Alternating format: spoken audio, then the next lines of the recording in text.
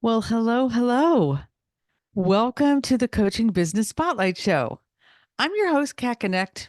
I'm excited, as I always am, to share with you the soul-driven strategies that I know about, and sometimes my guests, really wise, beautiful guests, bring on to help you succeed in your business and your life.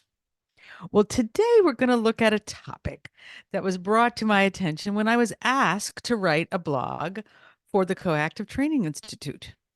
And they asked me to write a blog that had in it, it wasn't what the whole blog is about, but it had in it this question: when do you quit your day job? And this is specifically for coaches who are looking to make coaching their career, a profession, but I think it can apply to a lot of different situations in life. When is that moment that you want to take a leap without being foolish? When you want to be bold, but not reckless, when you want to play it smart, listen to your soul, but not play it safe. But I was meaning to put that the other way around. But you get that? You don't want to play it safe, but you do want to play it smart. Where is that line? What are those clues? So here are some questions we're going to dive down into. Right? What's the criteria? You can see I'm all tongue twisted about this because I have a lot of thoughts about this topic because I work with coaches around their business. I work for the Coactive Training Institute in front of the room. I lead the core curriculum. I lead certification. I lead something called the client game. So I have a lot of experience with being asked this question. So here's some questions I'm gonna kind of throw out there to have you start thinking about this. What is the criteria?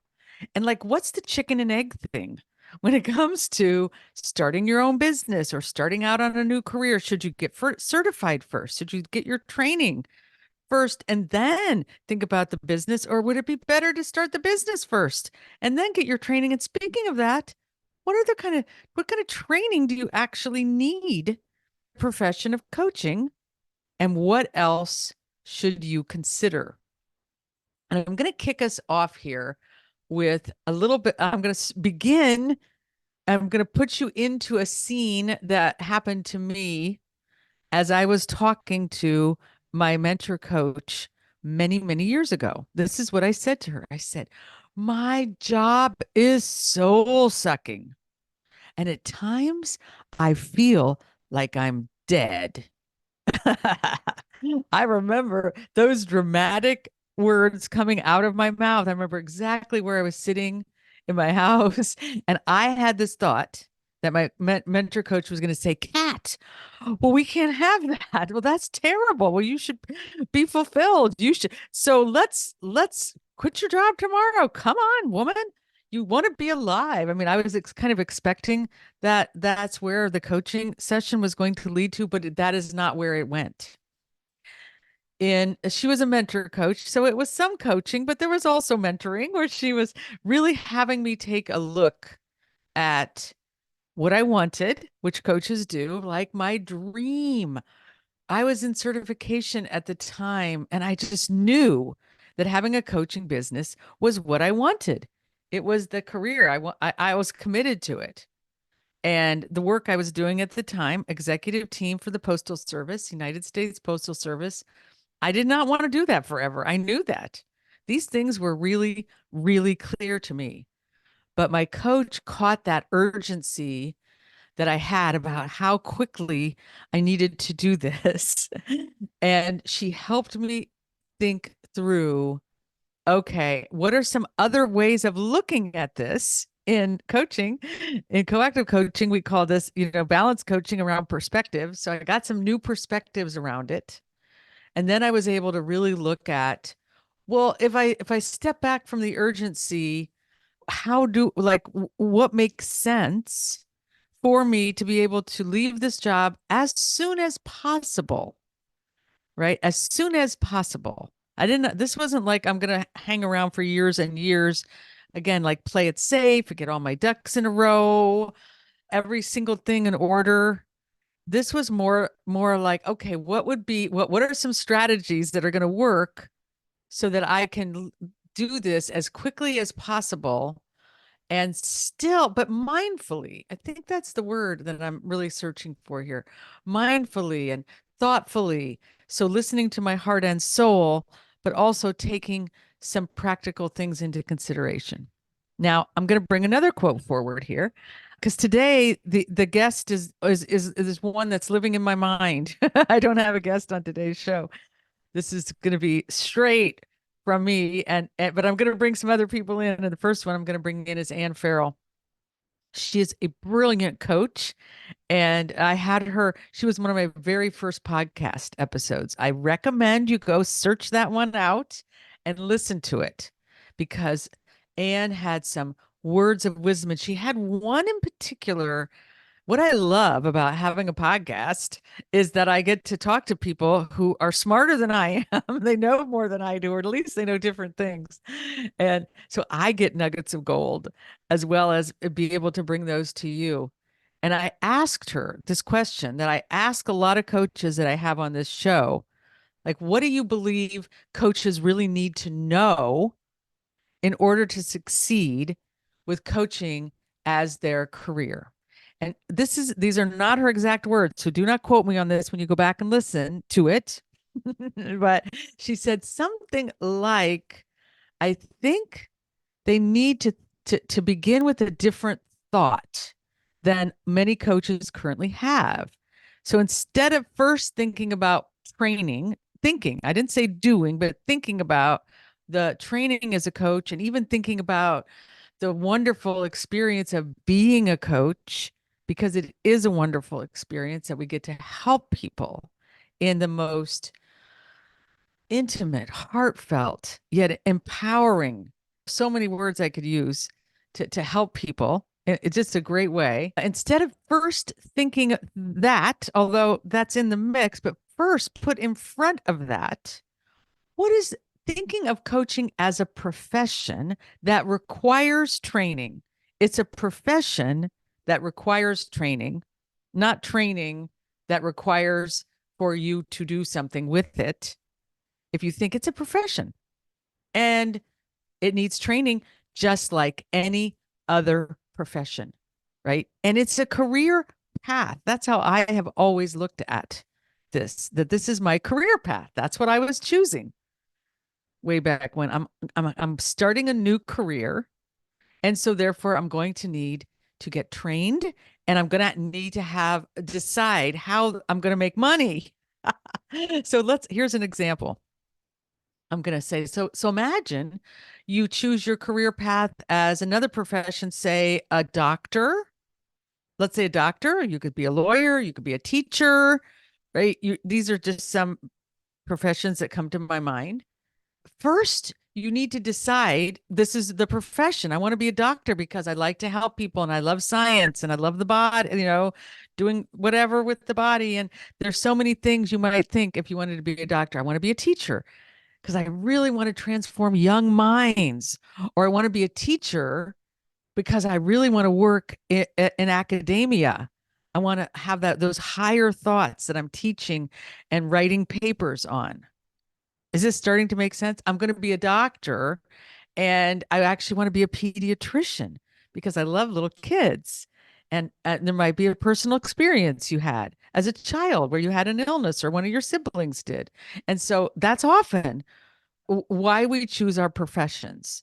So you think about, okay, this is a profession, and start thinking about how do you actually want to apply it? You don't have to know exactly. I'm not talking about thinking it all the way down the line, but thinking about, oh, yes, it's my profession. I need training around coaching mastery. I need training. Maybe there's some specialty training that's needed.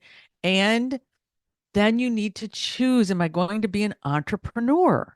Because if you're having your own coaching business, you will be or are an entrepreneur. You're starting a business, just like, and so doctors can decide to start their own business. Lawyers decide to start their own business. Some profession, right? They have like it's a private practice, or I'm going to work for a law firm, or I'm going to work for a company that has a lawyer on their team, right? There's a couple ways lawyers go about it.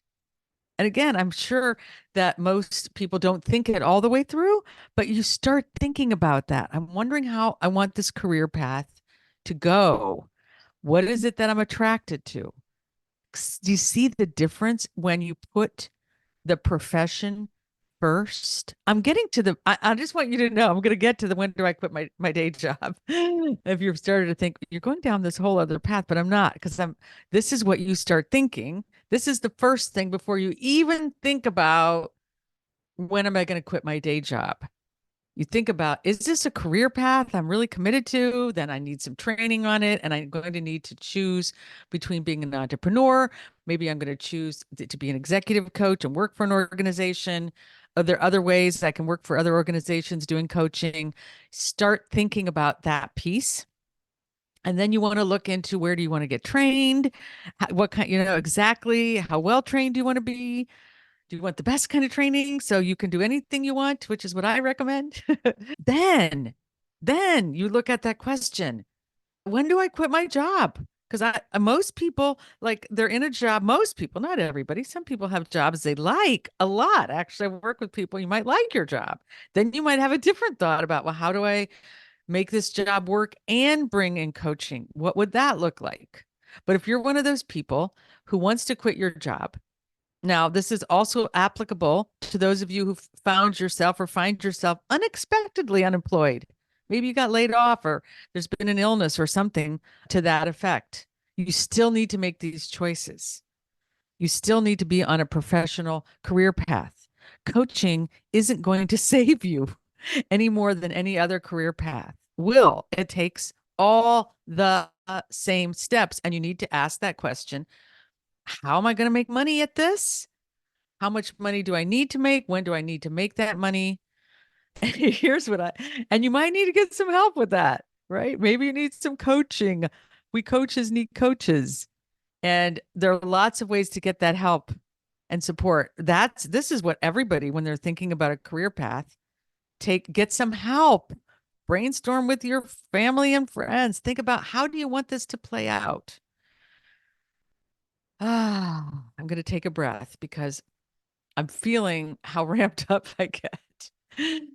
Okay. So I'm going to go down a little bit. I'm going to go down a little bit into a couple of these questions a little bit farther. So, although I took my mentor coach's advice, I didn't quit my job right away. I did make a plan, as I said earlier, for my exit, my ASAP, as I thought about it. Here's some things I did. And might want to think through in your own circumstance, what are some things that you might do if this is a position you find yourself in, right? One thing I did that was bold. So I said earlier, you want to be like bold, but not reckless.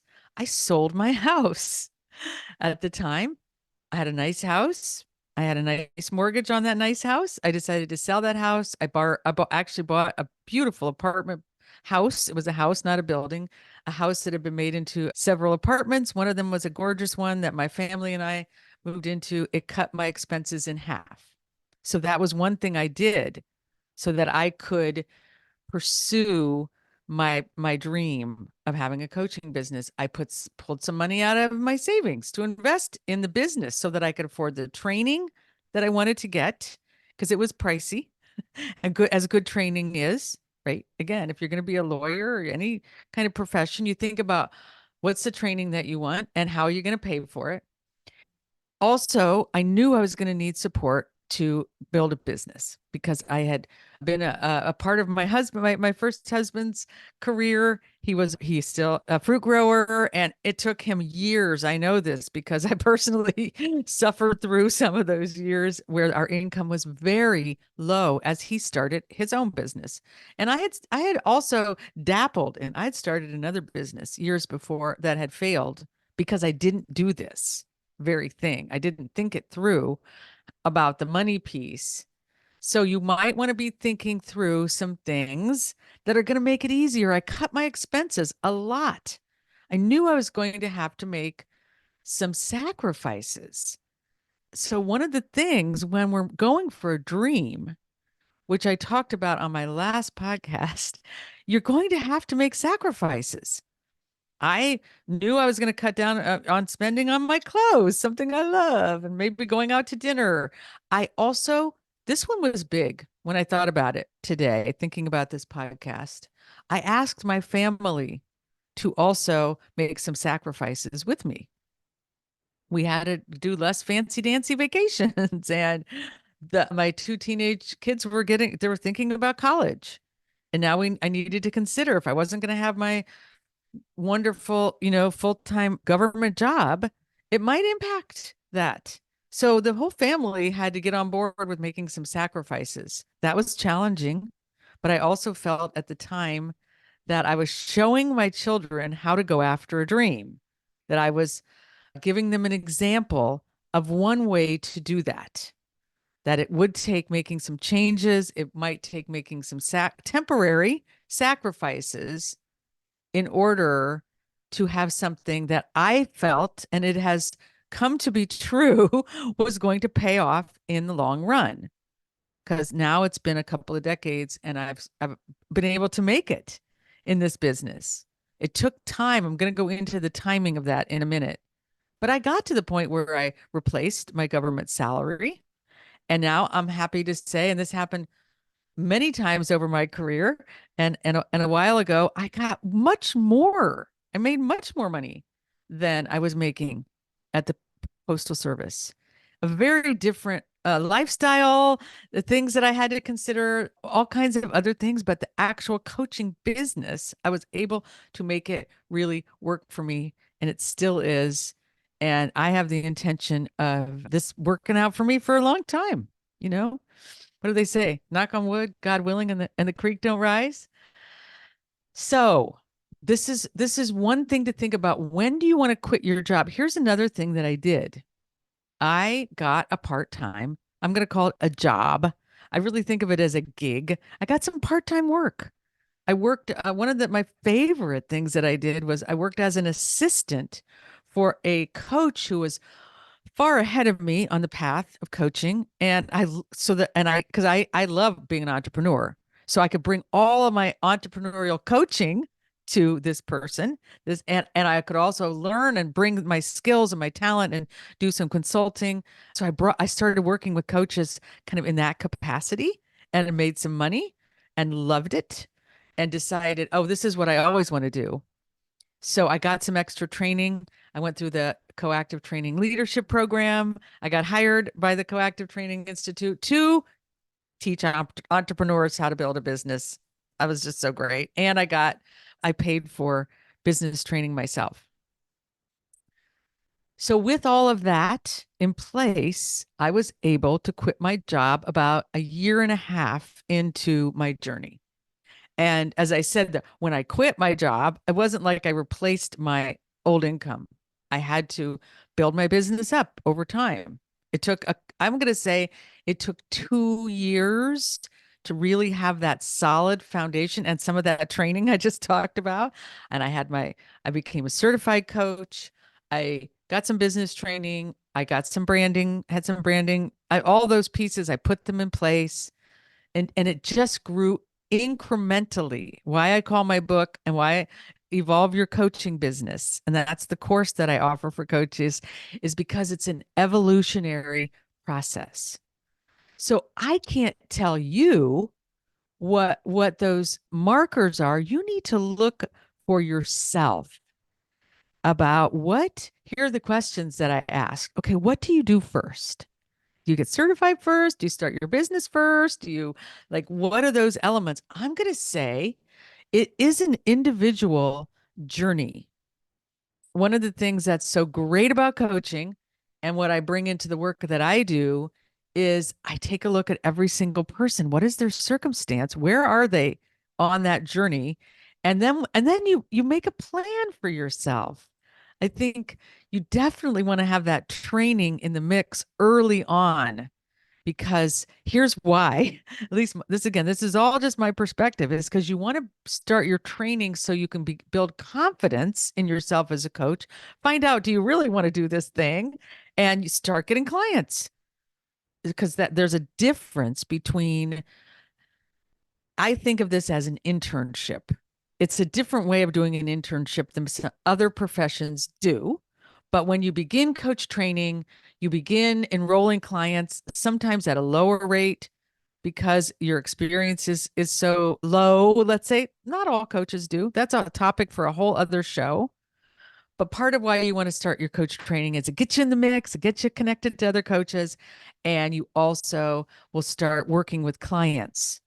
Again, as I think of is during your internship, while you're doing this, I highly recommend that you start thinking, as I said earlier on the show, about your business, about start asking people, so get some coaching, get some consulting, go to a program, get some training. Start thinking about, do you want to do a business? Ask around. I have a client who I had on the show actually not long ago, Roderick, and he talked about this. One of his, so this is great. I'm promoting my other podcasts here. One of the things he did when he started, so he did his training. He sold a business while he was doing his training. And so he had some money in the bank. That was his way of going about it. And then he just started interviewing people who were in his current niche. He did a little work with me around getting what that niche was. So this was the order he did things in. And he started interviewing the people who would be his ideal clients. He decided to write a book about his own experience, which is a great thing to do just for the sake of getting his voice out there. And that's the order he did things in. Now I have other clients who have first they start a little bit of training, they get excited, then they come work with me a little bit, then they go do all of their training, and then they all still have a full-time job and they put it together like that. So I do get asked this question a lot about the full-time job. Can I have a full-time job and start building a business and do my coach training? I only know that I did that. And I work with a lot of people who have. This is to me is one of those sacrifices that I had to ask of my family at the time. I had to ask for more housework to be done, or let's go with less housework and the house is messier. And we had to do some workarounds. Here's a fun thing that just flew into my mind. One thing I did was I did a coaching trade with a woman who had a catering business. Oh, it makes me happy to think of this. So what she did was she would cook me, I think 2 or 3 meals. She cooked me 2 or 3 meals a week in exchange for my coaching. I don't remember exactly how we worked the money out, but it was so great. This is the way you can start thinking. Well, if I'm working full time and I'm going to coach training and I want to build a business and I need money to do all those things and time and energy, it can be done. But again, you want to think it out, get creative, think about what's going to support you. Maybe you do things slower. Maybe you find a way to go part time at the job you have now. I know many coaches have been able to do that, find a way to cut back on your hours. Or maybe you make a leap. That's not the whole way. You find a way. Maybe you're a consultant. You keep your feet. I have a client who did that. He quit his full-time job, but he found as before he quit the full-time job, he actually found a consulting gig that was going to pay him enough, he felt like, to keep food on the table, keep the lights on, as they say, and do his training and build his business. So those are some things to think about. I'm going to go back to the beginning as I close down this show. I want to go back to the beginning and kind of loop this in for you about where I just was. So you want to have a mindset. Is this making sense? You want to look at what is your mindset. If you're and this is I want you to check this out. Is your mindset, oh, coaching is going to save me. It's the answer to all my prayers and all I have to do is just believe that it will happen. That mindset, I'm going to tell you, is not going to get you very far. You can bring a piece of it in, like a mindset's like, oh my gosh, like, here's some shifts I'm going to offer you. I love coaching. It's what I want to do for the rest of my life. I believe I can do it. And what do I need to do to make that happen? What are the things? So there's a way of being and believing that is essential. Believe in yourself, believe in coaching, know it can happen for you. It's doable, and it takes some action on your part. And here's the other thing it's going to take some personal growth. And most of the things in life that are worth having take time and money. But I want to put that piece in first. It's have a mindset of I can do this. I can do this. And what is it going to require of me? What's the right timing for me? Right? As coaches, we ask that of our clients. What is it you want? And then we ask them, never get off a coaching call, without asking something like, what's going to make that happen? What's your first step? What are the things that might get in the way that you want to make sure that you handle?